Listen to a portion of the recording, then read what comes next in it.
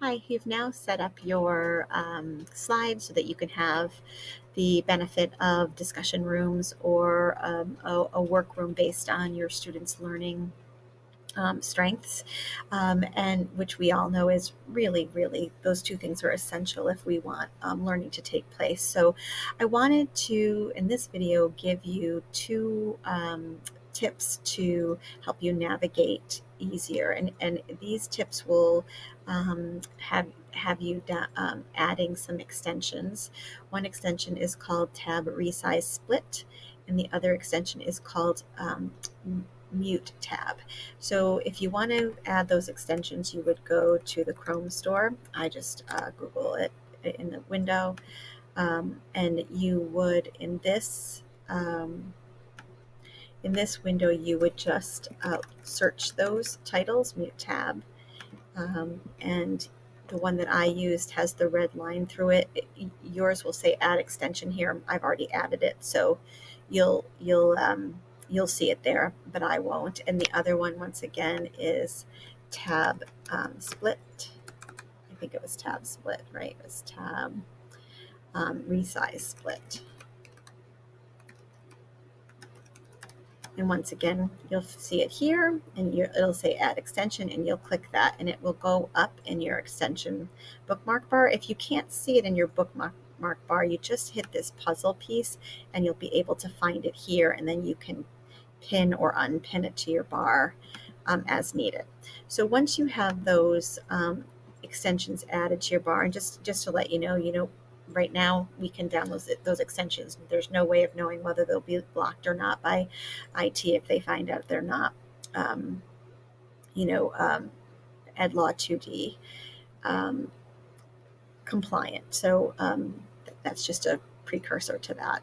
So once you have this, you're going to want to, in order to use them in a way that helps you monitor and navigate, you're going to want to open every Google Meet from your doors. So you'll have all 4 meets open.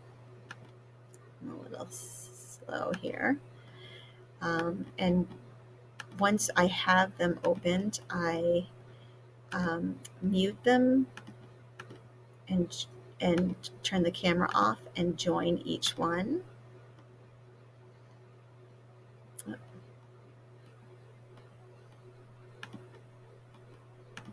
Camera off, mic off for everyone. Camera off, mic off.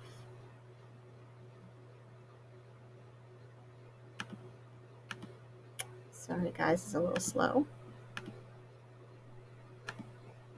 So I've made sure to join and take my camera and my mic off of each one. So now you can see up here at the top, all 4 tabs are open for those meets. And if you didn't see how I did that, I just clicked on the door and went to the link to get into that room. If you used nicknames, you would just type the nicknames into window at meet.google.com and open them up that way. Now I'm going to X out of this because I don't need that slide, just the kids needed to get in. So now I just have these 4 tabs open at the top of my windows, and this is where tab resize comes in. So if you click on this, I have made a 2x4 or 2x2 window for my screen. I just did that by clicking this plus sign and saying 2 rows and 2 columns and saying save. And that gave me what looks like this. And this is how my screen will be split up. So I'm clicking on that, and you can see how I've now got it so that each window is opened. Each tab, is opened in a separate window so that I can monitor all the meets going on. Now, if I want to talk to all of the kids, I can unmute all of my mics and I can talk to the whole class this way. Sorry guys, this is the Screencastify X. Okay, so now you can see that I'm talking to all the groups. If I only want to talk to a couple of groups, I can make sure that these 2 are mic'd, and I would be just talking to these 2 rooms. The combination is up to you. But if that way my talking can't be heard in the classes, especially for those kids that are at home. Of course, the kids that are in school can hear you talk anyways, but that would be normal.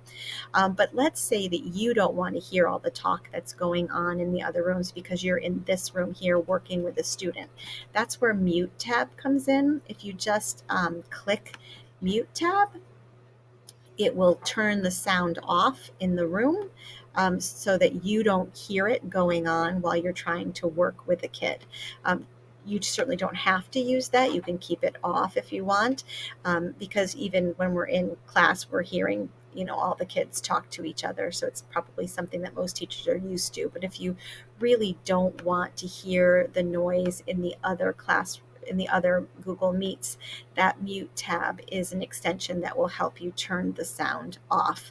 And remember, as long as your mics are muted, the kids can't hear you in those rooms. But if something's going on, you can quickly turn your camera on, quickly turn your mic on, and make your presence known. And using that tab, resize split allows you to see everything that's going on at once. You can carry your Chromebook with you so that you can monitor those things. Um, so hopefully this gives you a couple of tips on how to monitor multiple breakout rooms. And hopefully Google comes through soon with their own way of doing breakout rooms. But until then, this is a workaround so that kids can have that valuable time to discuss and to think and to work independently when necessary. So thanks. If you need any help with this, email me at lfisher.gfsd@gfsd.org.